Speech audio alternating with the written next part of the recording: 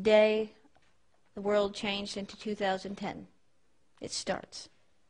And so this is very important.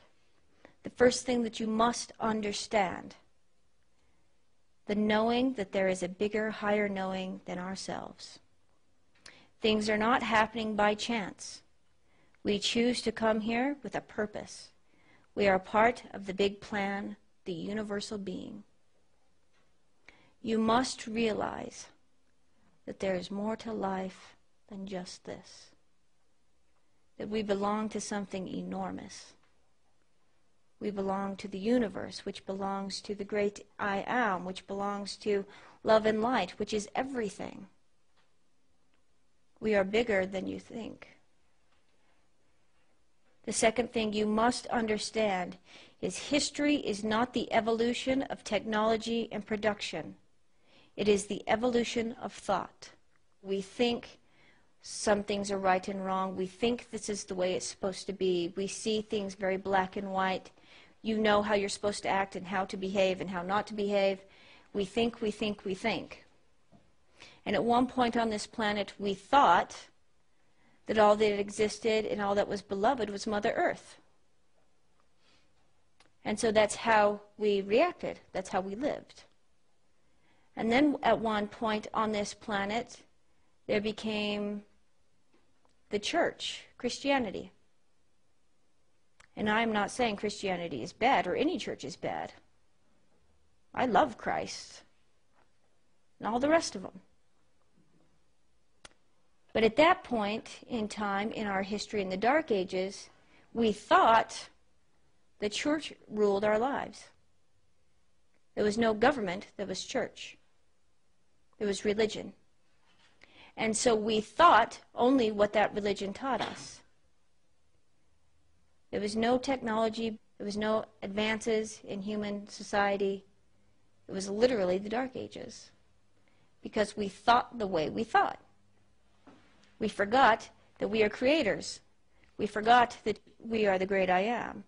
So as you think a certain way, you act a certain way. And when that fell through,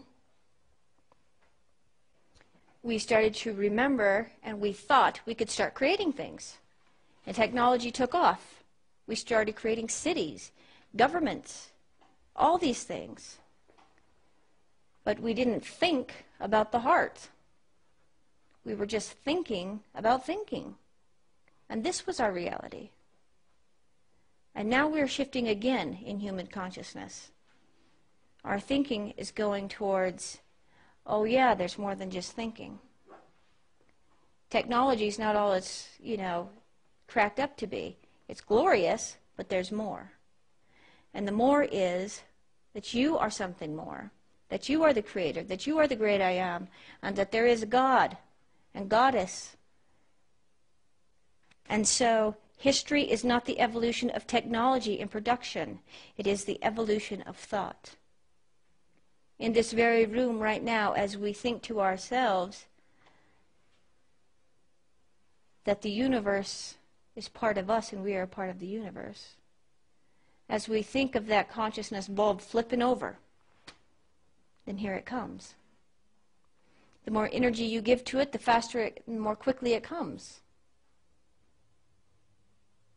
So thought is a very big thing. I'm not saying use your brain for everything, but you use your brain to connect to your heart. You think about what you want, and then it arrives. Number 3, a new understanding of our physical world.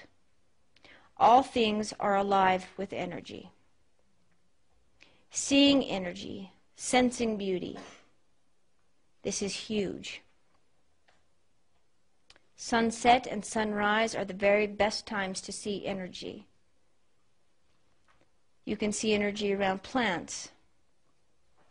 This is not so hard to understand because even now those who do not automatically understand that all things have energy and that the plants have energy and the trees have energy and you and I have energy, it's scientifically documented, so yes, it is understood that all things have energy. But the next step is the most important. The most important of, I think, of all the steps. And that is that this energy is what's keeping us alive.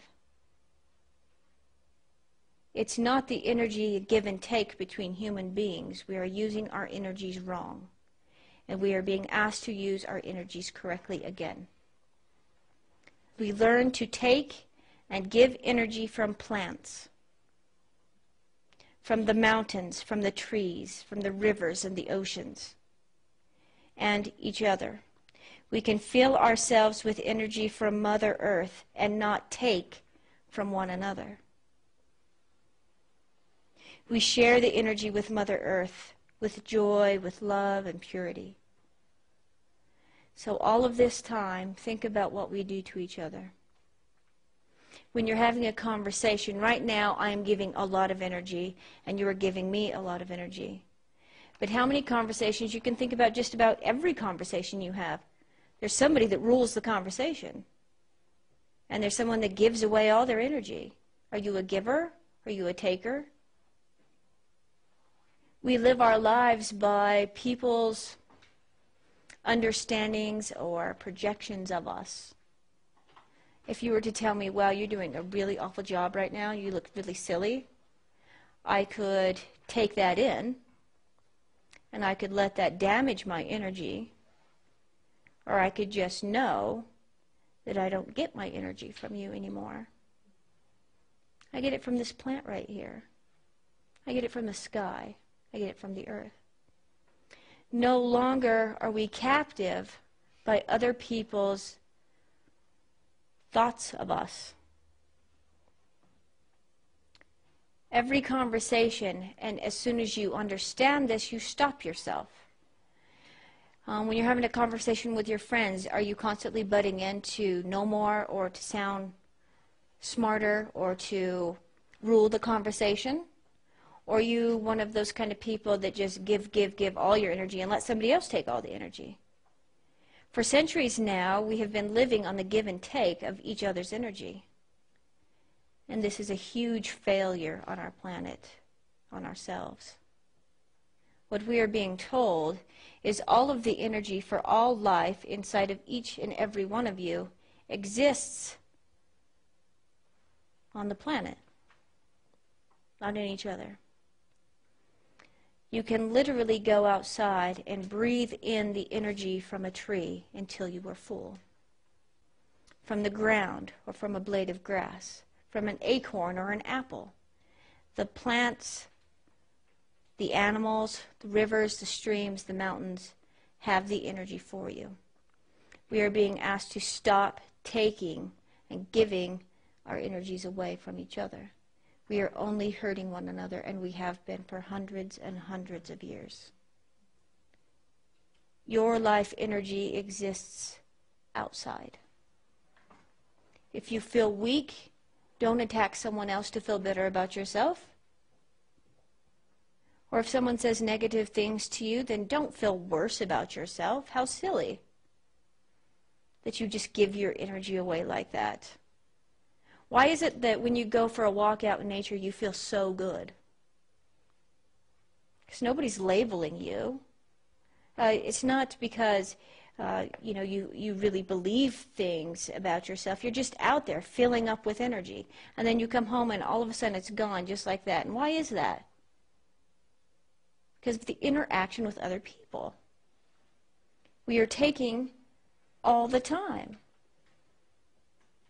We must stop taking and giving to live from each other. All energy necessary is outside. You can literally sit outside and feel yourself fill up. Pay attention. Start paying attention. Why does it feel so good to be outside? Because you're plugging yourself in. It's a battery. It is your life. Mother Earth is everything. She is everything.